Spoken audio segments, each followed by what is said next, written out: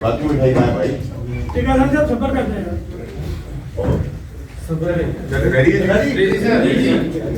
देखिए ये सबसे शॉर्टेस्ट प्रेस कॉन्फ्रेंस होगी रिकॉर्ड के हिस्से के लिए। मैं तो सिर्फ आपके हुक्म के मुताबिक 1:20 का आपको मिठाई खिलाने आते हैं, तो आप लोग सब मिठाई और मिठाई के हिसाब से आपको समझ आनी चाहिए कि जो मैं बात कहता हूँ अल्लाह के हुक्म से उसकी रजा है वैसी होती है। तो मैं आपको वक्त से पहले आप मीडिया के दोस्तों को आप लोगों ने कहा कि मिठाई आपने नहीं खिलाई, तो मैंने कहा था वक्त से पहले खिलाया तो ताकि सुकून हो जाए आगे के लिए। नंबर एक ये। नंबर दो ये कि इन्होंने सवाल किया था कि 28वीं, मैंने कहा 28वीं पे बड़ा केक काटेंगे और कोई हुक्म है तो इसे प्रेस कॉन्फ्रेंस मिठाई और आप लोगों के लिए नहीं तो नंबर गेम पूरी हो गई इस तरमीम से। मिठाई क्यों खिलाता है?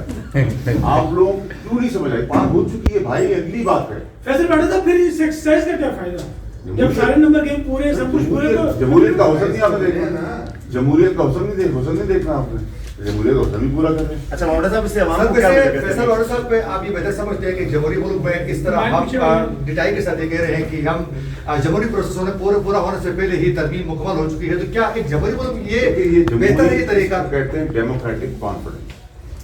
इसको आप इस तरह समझे जैसे आप पेश कर रहे हैं मेरे भाई।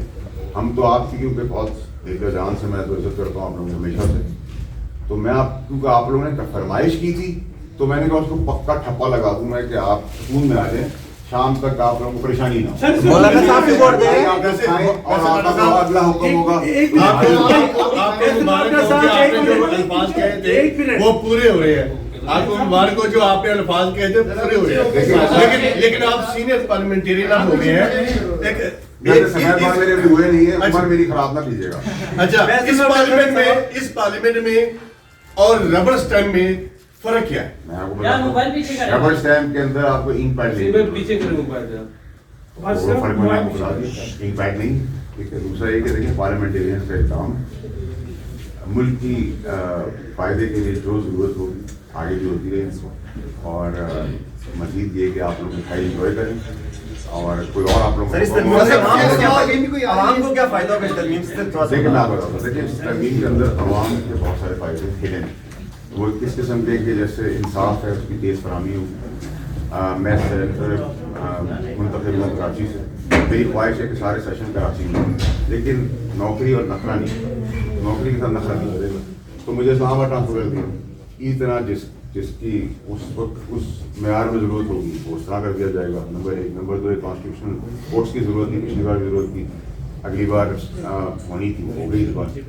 और आप बात करें 243 की, तो उसके अंदर आपने अपनी डिफेंस लाइन को मजबूत करना था, क्योंकि मार का उन्होंने मार के दिखाया, हवाई नहीं, उन्होंने इंडिया को तबाह और बर्बाद कर दिया। आप मोदी का हाल देखें क्या हो रहा है। तो उसके बाद आपको मजीद अपनी डिफेंस लाइन को स्ट्रॉन्ग करना, उसके लिए जो ज़रूरत और मजीद पेश आएगी वो भी करेंगे। तो सदर साहब को जो तायात इस्तिस्ना मिला सर, वो कौन सी डिफेंस लाइन मजबूत? देखिए सदर कौन आ रहा है? वैसे तो प्रेसिडेंट भी ऑलरेडी मौजूद है, ठीक है, नंबर एक। नंबर दो ये कि देखिए जितनी भी चीज़ें हो रही हैं वो कोई दुनियावी साइड से हटके नहीं हो रही, दुनिया में सारे प्रेसिडेंट ऑलरेडी सेट है।